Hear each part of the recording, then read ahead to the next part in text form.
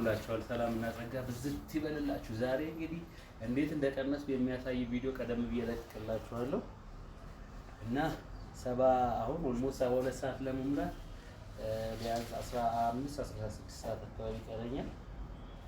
እንግዲህ እንደምታዩት ጀርባዬን ላሳያችሁ እንጂ ኦልሞስት ወደ 18 ኪሎ እየቀነስኩ ነው ማለት ነው። 94 ኪሎ የሆንኩበትን አሳያችኋለሁ። ከ116 94 ኪሎ ጠዋት አይቻለሁ። ምንም ሌላ ሚስጥር የለውም። መስራት ነው፣ ራስን መግዛት ነው። ነፍስን ምርኳን ወይስ ይያል ተመልከት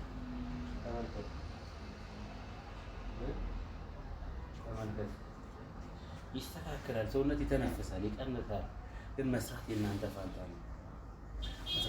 መስራት ደግሞ ሲባል ዝም ብሎ መስራት ብቻ አይደለም። ሚስጥራቶች አሉ። እነዛን ለመቀነስ የሚያስፈልጉ ነገሮች ካወራኸኝ እመክርሃለሁ፣ ትቀንሳለህ። እኔም ቀንሻለሁ።